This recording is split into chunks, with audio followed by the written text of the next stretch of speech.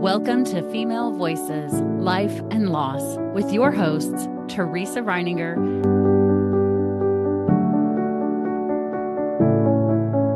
and Wayna Berry. Welcome back to Female Voices, Life and Loss. I'm Teresa. And I'm Wayna. Join us for each episode as we explore lived stories, offer gentle insight, and hold space for what it means to navigate life after loss. This is a space for women carrying grief, loss, and life transitions, especially the ones held quietly while still showing up for everyday life. This podcast offers language for what you are feeling and guidance for who you are becoming. And now your hosts, Teresa Reiniger and Wayna Berry.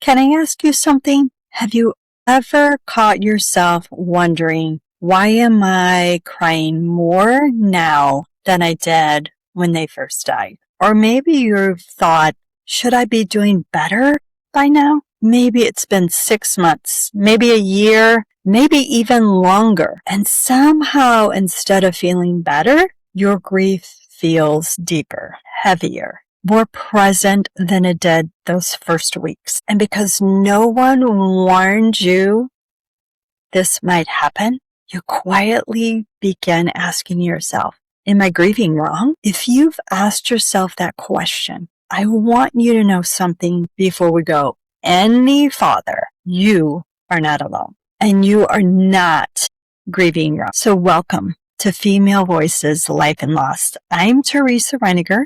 I'm a grief specialist, a woman's coach, the founder of Living After Grief. And this is a place where we have honest conversations about loss, healing, and finding hope, even when life has changed in ways we never expected. And today I want to talk about something that surprises almost everyone I work with. Because one of the biggest myths about grief is that the hardest day is the day someone dies. I don't actually think that's true. I think something else begins that day, which is survival. Thinking back to those first days after your loss, maybe you were sitting in the hospital room, maybe you were answering a phone call that changed your life forever. Maybe someone knocked at your door. Maybe you were the one who had to tell everyone else. And almost immediately, life became, there were phone calls to make,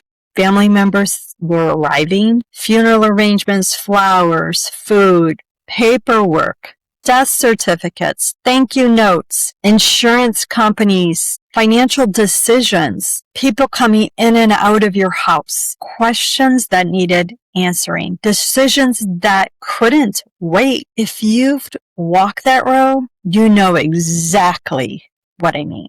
Those early days often don't feel real. Many people describe them almost like living in a fog. You wake up each day hoping it was a dream, only to remember it wasn't. And even in that fog, you keep moving. You do what has to be done. You make decisions you never wanted to make. You somehow find the strength to stand beside the casket, to greet people, to smile when you don't feel like smiling, because your body knows something your mind hasn't fully caught up to yet. Your body knows we have to survive today. One of the things I've learned over the years is that our nervous system is incredibly wise. When something overwhelming happens, it doesn't usually ask us to feel everything immediately. If it did, many of us couldn't function. Instead, it helps us do the next necessary thing. One phone call, one decision, 1 hour, one day, almost like it quietly whispers, we'll come back to those feelings later. And later is exactly what catches so many people by surprise. I remember walking alongside a woman after the death of her husband. In those early months, there wasn't much time to stop. She was taking care of family, managing appointments, helping her aging father, keeping commitments, showing up for everyone else. And from the outside, people probably thought she was doing remarkably well. She certainly looked strong. And months later, something began to shift. She accepted an invitation to spend a few days away with a close friend. She returned to dance lessons that she had loved before her husband's illness. She started attending a support group. And do you know what happened? She didn't suddenly become sad. She finally had enough space to feel the sadness that had been waiting for her. She told me, I don't understand why I'm crying so much now. I thought I was doing better. Maybe you've had a moment like that. Maybe you kept yourself busy. You went back to work. You took care of everyone else. You kept saying, I'm okay. I'm fine. Until one ordinary Tuesday, everything caught up with you.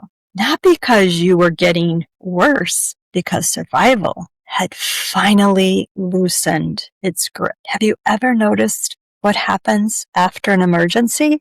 Maybe you've seen like firefighters, first responders, or even in your own life. During the crisis, people often become incredibly focused.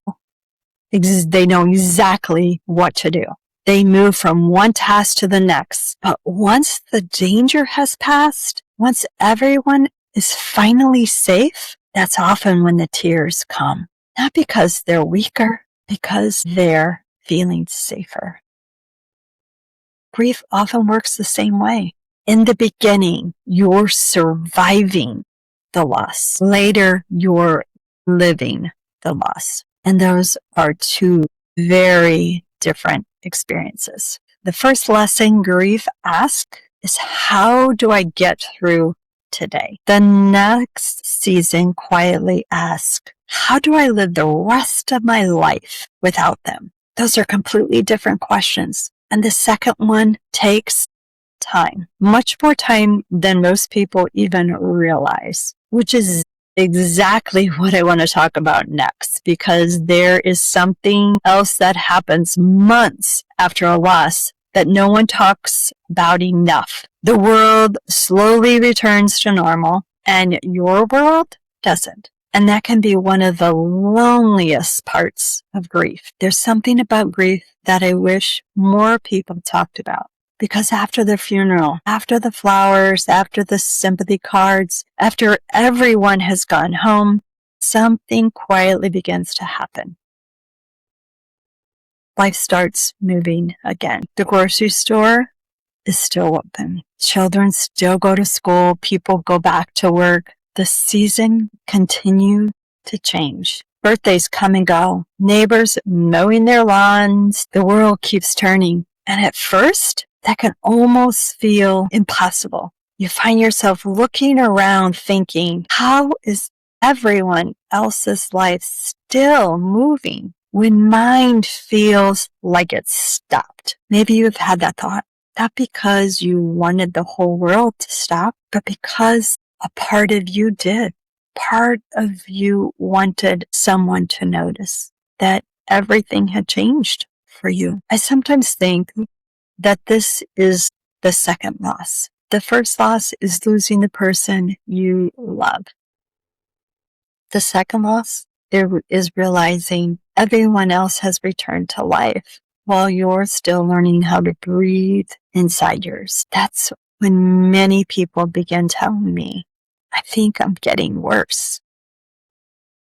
Can I gently ask you something? What if you're not getting worse? What if you're simply reaching the part of grief that survival couldn't let you feel before? I remember sitting with a mother whose son had died. In those early months, there were all the funeral decisions, her husband's own grief that she was supporting him on, her business. There was always another fire to put out, always another crisis demanding her attention. She kept moving because she had to. She didn't have the luxury of falling apart. And then One afternoon, she decided to do something kind for herself. She scheduled a simple massage, just one quiet hour. She laid on the table and closed her eyes, took in a deep breath. Maybe for the first time in weeks, her body started to relax. Then when the massage was over, the woman that had done her massage smiled and casually asked her, "How is your son?" Such an ordinary question, one people ask every day. But grief doesn't hear ordinary questions the way everyone else does. In an instant, her body froze. Her heart started pounding. She didn't know how to answer. Tears came before the words, not because she was weak, not because she hadn't healed, because grief had quietly been waiting beneath the surface. Sometimes we think we're holding grief, when in reality, grief has been patiently waiting until we are finally still enough to feel it. One of the remarkable things about our nervous system is that often postponing overwhelming emotions until it seems a little more safe isn't always the best. Think about that for a moment. Your body is incredibly wise. When everything around you feels like chaos, it often says, "Not yet." Not because grief isn't real, because you have to survive first. Your body, your nervous system is protecting you. Then one day, you're driving home or folding laundry or sitting quietly on your porch or getting a massage or a pedicure, and suddenly the tears come. You haven't failed. Your body is finally saying, "It's safe. It's okay now." We can begin to feel. Another woman I work with experienced this a very different way. She had just lost her cat after 10 years together. Now, I know some people might hear this and think it's just a cat, but anybody who has loved an animal, their pet, knows they're never just a pet. They're part of your routine, your morning, your evening, your quiet companionship. If you work at home, they're on your lap. They're there when no one else is. So she did work from home for 10 years. There had been this warm, cuddling cat in the room with her. That familiar face waiting by the door when work was over. The comforting rhythm of the daily life. Then one day, the house became unbearably quiet. She was searching for her pet. People around her expected her to move on quickly, but every morning she still noticed the silence. Every afternoon, she caught herself looking towards the place where her cat used to sleep. The grief wasn't only about losing her cat. It was about losing 10 years of ordinary moments. And sometimes those ordinary moments are what we miss the most. I think that's something we don't talk about enough. Grief isn't only about missing the person or the pet. It's about missing the life we had with them.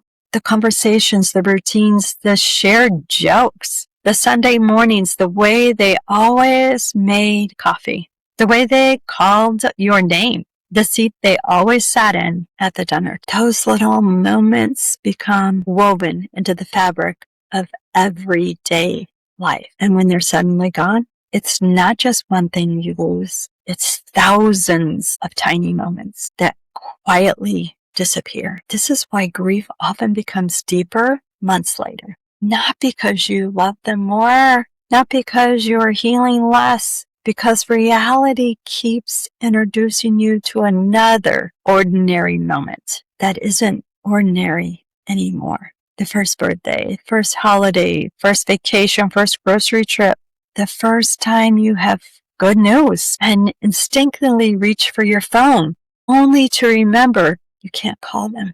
Those moments don't happen all at once. They unfold over time, which means grief unfolds over time too. Can I gently invite you to consider something? What if your tears today aren't evidence that you're moving backwards, but if they're evidence that your heart continues to love deeply? And what if, instead of asking, "Why is this happening now?" you ask, "What new part of my life is teaching me how much this relationship meant. Because every wave of grief is also revealing another place where love once lived. That's not something to be ashamed of.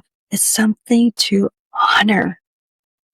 And that's exactly where I'd like to take us next in this conversation. Because there is another emotion that often surprises people when grief begins to deepen. Guilt. The guilt of laughing, the guilt of smiling, the guilt of beginning to live again. Let's talk about that. As we've been talking today, I wonder if you've started thinking about your own story. Maybe you've recognized yourself somewhere along the way in what I've been talking about. Maybe you've realized that happened to me. Or maybe you simply felt relieved knowing that someone finally put words to something you've been carrying quietly for a very long time. And if that's you, I'm so glad you're here, because I want to spend these last few minutes talking about something that surprises almost every grieving person I have met. Guilt. Not the guilt that comes from something you did wrong, the guilt that comes from living. I remember a woman telling me about the first time she laughed after her husband died. It happened during game night with friends. She almost didn't go. Part of her wondered if she was even supposed to enjoy herself anymore. And she went. She laughed, she smiled. For a little while, she forgot to be sad.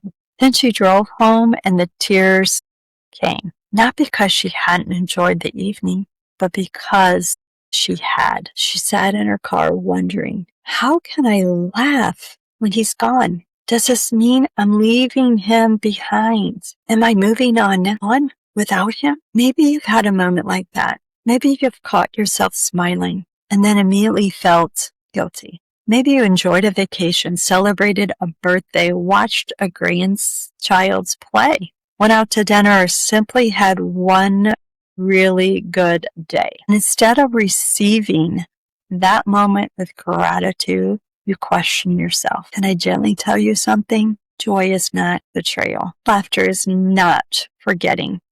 Healing is not leaving someone behind. Love is far more spacious than we often give it credit for. Love has the capacity to hold sorrow and gratitude, longing for laughter and tears and hope at the very same time. You don't have to choose one or the other. You don't honor the person you lost by refusing to live. You honor them by carrying that love they gave you into the life you're still being invited to live. That doesn't mean it's easy, because sometimes grief isn't only asking us to live without someone we love. Sometimes it's asking us to become someone we've never had to be before. And I think about another woman I've had the privilege of coaching. She wasn't grieving a recent death.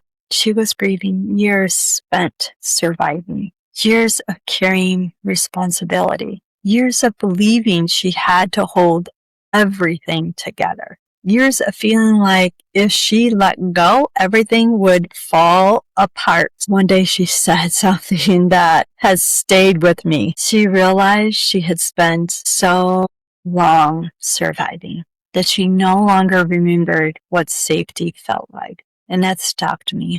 It really broke my heart. So many years just surviving. Because I think grief often reveals something much deeper than the loss itself.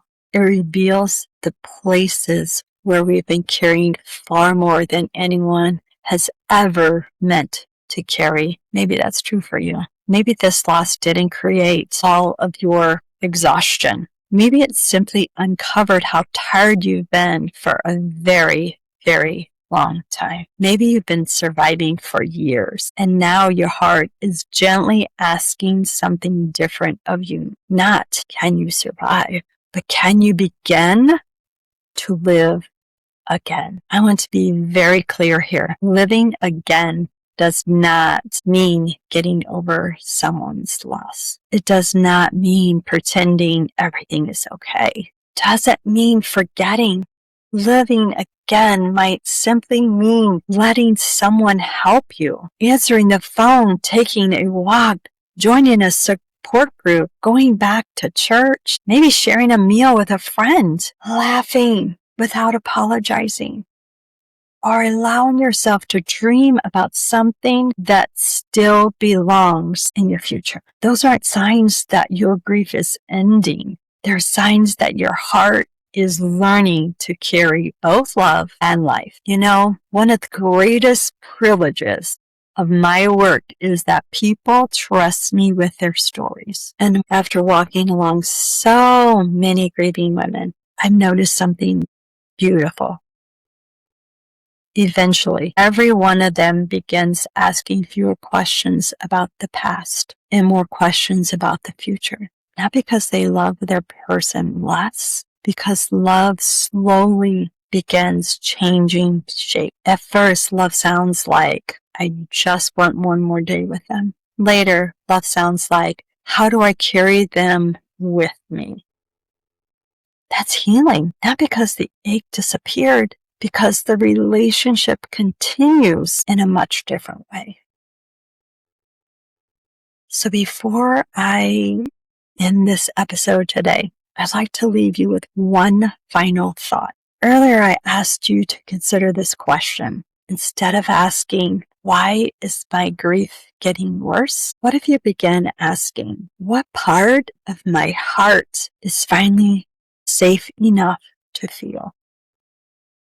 Sit with that for a moment, because I have a feeling the answer might be filled with compassion instead of criticism. Friend, if today your grief feels deeper than it did 6 months ago or even a year ago, please don't assume you're moving backwards. Please don't decide that you're failing. And please don't compare your journey to anyone else's. Maybe your nervous system has finally loosened its grip on survival. Maybe your heart has finally found enough space to begin feeling what it couldn't feel before. Or maybe that isn't a setback at all. Maybe that's one of the quiet ways healing begins. Not all at once, not in a straight line, not because the pain is gone, because you've stopped expecting yourself to heal on someone else's time. If this conversation resonated with you, would you consider sharing it with someone who may be asking the same question? Sometimes the greatest gift we can give another grieving heart is helping them realize they don't have to wonder if they're doing this wrong, because they aren't. And if no one has told this to you lately, let me be the one to say it. You are not behind. You are not failing. You are not grieving wrong. You are learning how to carry an extraordinary love through an extraordinary loss. And that takes incredible courage. Thank you for allowing me to spend this time with you today. It's truly an honor to walk alongside you. Until next time, remember, healing doesn't happen all at once.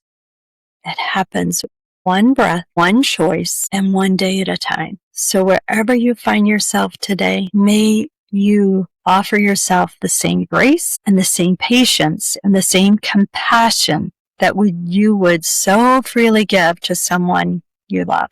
And as always, I'm here if you need support, and take care of yourself. Until next time, sending you off. Thanks for listening to Female Voices Life and Loss. If this episode resonated with you, helped you feel seen, or gave language to something you've been carrying, we invite you to share it with someone who may need it. Be sure to follow the show so you don't miss future episodes and the powerful voices still to come.